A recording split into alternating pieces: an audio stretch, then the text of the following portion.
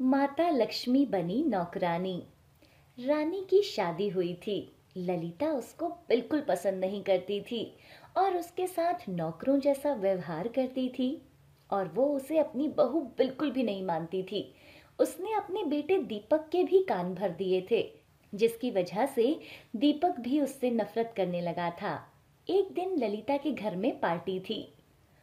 ललिता, खाना तो बहुत अच्छा बना है। किसने बनाया है? तू खाना खा, और अगर अच्छा लगा है तो एक रोटी और ले आऊं।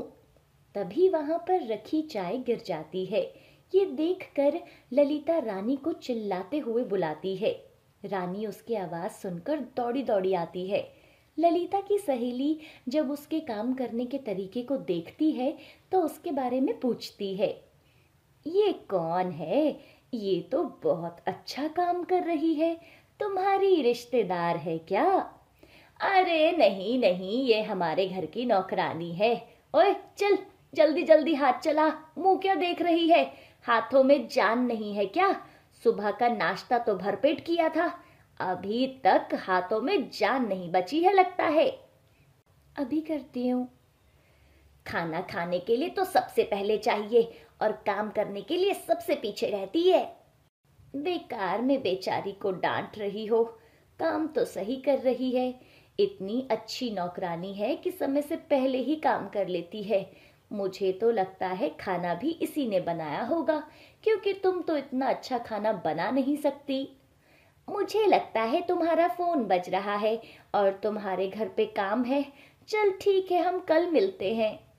ललिता उसको बहाने से घर भेज देती है। रानी को खुद को नौकरानी कहलवाना बिल्कुल भी अच्छा नहीं लगता। अब अपनी सास के मुंह से नौकरानी शब्द सुनने को मिला तो उसको बहुत बुरा लगा और वो एक कोने में जाकर रोने लग जाती है। न जाने ऐसी कौन सी गलती हो गई मुझसे कि माँ मुझे अपनी बहू नहीं मानती, बल्कि नौकरानी मानती है। आज उन्होंने अपनी सहेली के सामने मुझे नौकरानी कहकर संबोधित किया। अरे, अगर मैं घर का काम करती हूँ तो इसका मतलब ये थोड़े ही ना है कि मैं नौकरानी हूँ। वहीं दूसरी ओर दीपक गलत रास्ते पर चलना शुरू कर देता है। वो अपने साथ ड्रग्स लेकर आता है और वो ड्रग्स लोगों को सप्लाई करना शुरू कर देता है। वहीं गलत आदत में भी वो पड़ जाता है। वो अपनी माँ से बात कर ही रहा होता है। देखो माँ, आज मैंने कितना सारा पैसा कमाया। इतना सारा पैसा? ये भला कहाँ से आया तेरे पास? कोई लॉटरी लग गई है क्या तेरी? माँ, ये एक छोटी सी चीज है जिसकी वजह से मुझे लाखों रुपए मिलते हैं। बस एक इंसान से दूसरे इंसान तक पहुंचानी होती है। इसकी मार्केट में बहुत डिमांड है माँ।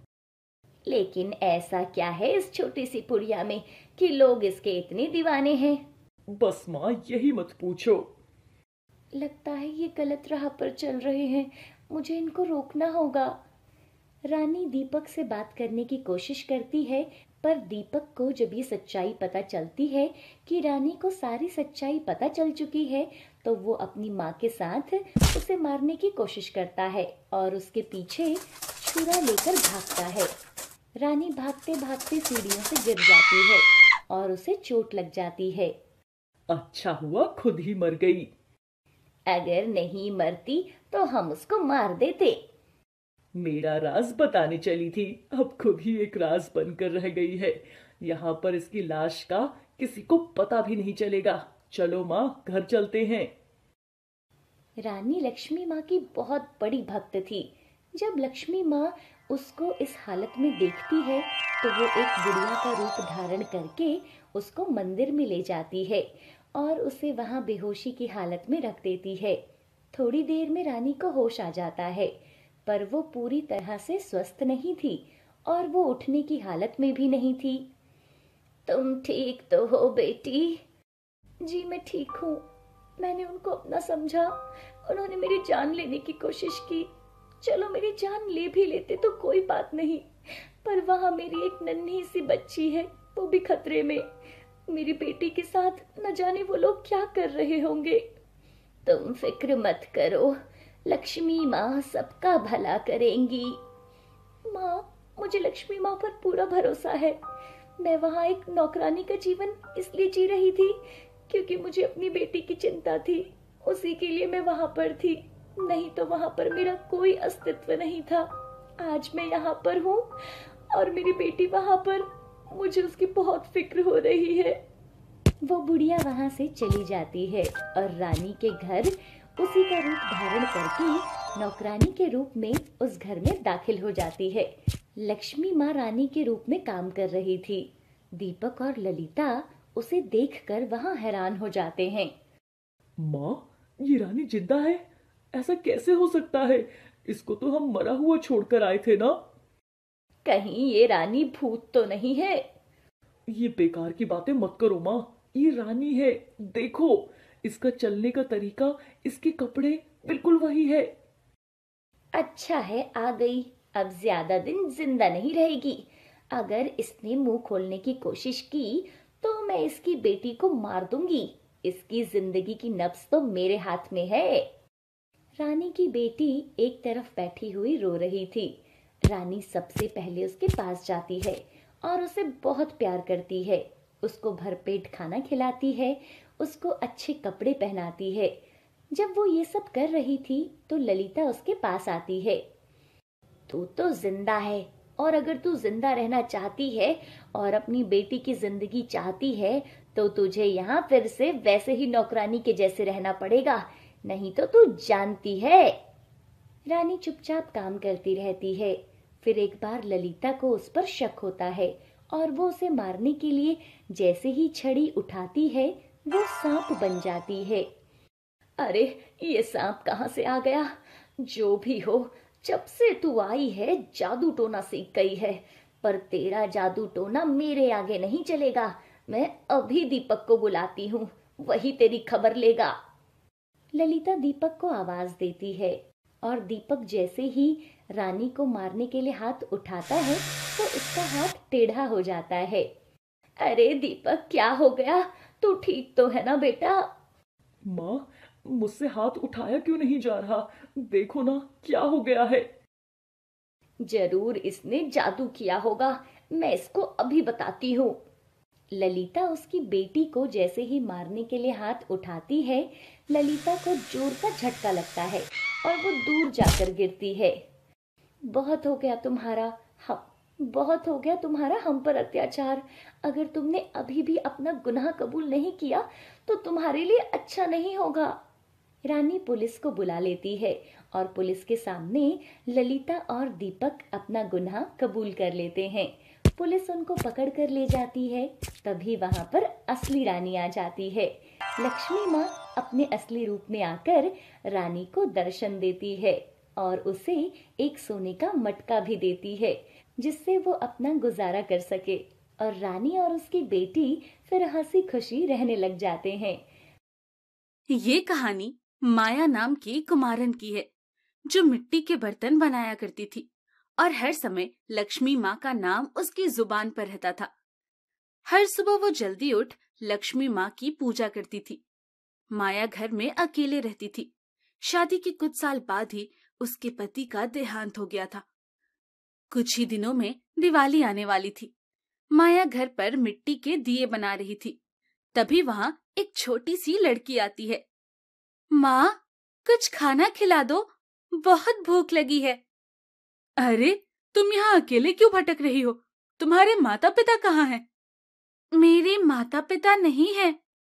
उस छोटी सी लड़की का मासूम सा चेहरा देख माया बहुत दुखी होती है। तुम यहाँ बैठो, मैं अभी तुम्हारे लिए खाना लेकर आती हूँ। रसोई घर में खाना तो नहीं था। माया कुछ फल उसके लिए ले आती है। ये लो बेटा, तुम ये फल खा लो। बच्ची खुशी खुशी फल खाने लगती है और माया उसे फल खाते देख रही थी। तुम्हारा नाम क्या है बेटा? मेरा नाम लक्ष्मी है। लक्ष्मी, नाम तो बहुत अच्छा है। ऐसा लग रहा है लक्ष्मी माँ खुद मेरे घर आई हैं। आप बहुत सुंदर दिए बनाती हो। बेटा, दिए तो पहले बनाया करते थे। 1 महीने पहले से ही दिए बनाना शुरू हो जाता था और सब लोग मिट्टी के ही दिए लेते थे। लेकिन अब तो लोग बस मिट्टी के 1-2 दिए ही जलाते हैं। सब बाजार से बिजली से चलने वाली लाइट ही ले आते हैं।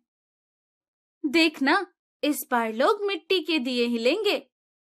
कुछ देर बाद माया उनमें से कुछ दिए अपने ठेले पर रखती है और दोनों बाजार में उसे बेचने चली जाती है। सुबह से दोपहर हो जाती है, कोई दिए लेने नहीं आता। देखा, कितनी देर हो गई, लेकिन कोई भी दिए नहीं खरीद रहा। तभी लक्ष्मी मुस्कुराते हुए बोलती है, दिए ले लो, मिट्टी के दिए ले लो। तभी वहां एक आदमी आता है। कितने का दिया है? जी 5 रुपए का एक दिया है। मुझे 20 दे दो। जी अभी देती हूँ। माया उस आदमी को 20 दिए दे देती है। कुछ ही देर में देखते ही देखते वहां कई औरतें और आ जाती हैं और दिए ले लेती है और उनके सारे दिए बिक जाते हैं।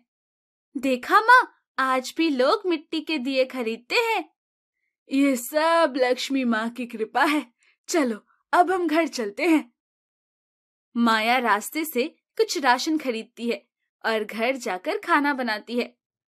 लक्ष्मी, आ जाओ बेटी, खाना खा लो। और वो दोनों खाना खाकर सो जाती है।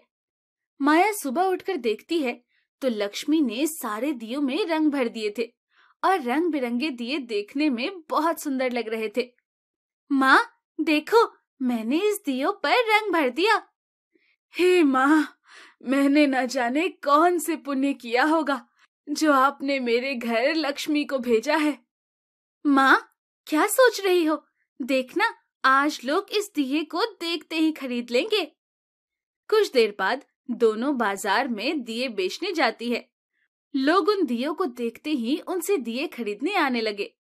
कितने सुंदर हैं! ऐसे दिए तो मैंने कभी नहीं देखे। देखते ही देखते उनके सारे दिए बिक जाते हैं। माया बहुत खुश थी क्योंकि बहुत समय बाद उसके साथ सब अच्छा हो रहा था। माया और लक्ष्मी घर जाकर और दिए और कुछ मिट्टी के खिलौने भी बनाते हैं और उन पर सुंदर सुंदर रंग भी करते हैं। अब बाजार में सबसे ज्यादा लोग उनसे ही दिए खरीद रहे थे। ये औरत और लड़की जब से यहाँ दिए लेकर आ रही हैं, लोग इन्हीं से सामान खरीद रहे हैं। हाँ भाई, मैंने तो इस बार सारी लाइट का सामान नया भरा है। अगर लोग इन्हीं से दिए खरीद लेंगे तो हमारी लाइट कौन लेगा? रात को वो दोनों माया के घर जाते हैं और वहां पड़े मिट्टी के दिए और खिलौने सब तोड़ देते हैं। अब ठीक है। हाँ भाई, कल सुबह तो हमारी ही लाइट बिकेगी। अगली सुबह लक्ष्मी घर के बाहर आती है तो वो देखती है कि सारे दिए टूटे हुए थे। तभी अचानक सारे दिए और खिलौने अपने आप सही हो जाते हैं। असल में लक्ष्मी कोई और नहीं बल्कि स्वयं लक्ष्मी माँ थी और वो माया की भक्ति से खुश होकर वहां आई थी। जब माया और लक्ष्मी बाजार में दिए बेचने जाती हैं तो उनके दिए देखकर अशोक और समीर हैरान हो जाते हैं। अरे भाई, ये कैसे हो सकता है? हमने तो इनके सारे दिए तोड़ दिए थे। मुझे तो लगता है इसने घर के अंदर भी बहुत सारे दिए रखे थे। अब हमारा क्या होगा? इस दिवाली हमारा तो दिवाला निकल जाएगा। इस दिवाली माया दिए बेचकर अच्छे पैसे कमा लेती है। लक्ष्मी, ये सब तुम्हारे आने से हुआ है। तुम तो माता लक्ष्मी का ही रूप में मेरे घर आई हो। ऐसा कुछ नहीं है, ये सब आपकी मेहनत है। माया लक्ष्मी को अपने गले से लगा लेती है। आज दिवाली की शाम थी। माया अपने घर में लक्ष्मी माँ की पूजा करती है और उसके बाद लक्ष्मी का भी तिलक करती है और लक्ष्मी माता कन्या रूप में वहां बैठी मुस्कुरा रही थी। सब अपने घरों में बहुत सारे दिए जलाते हैं और पूरा गांव माया और लक्ष्मी के बनाए हुए दियों से जगमगा रहा था।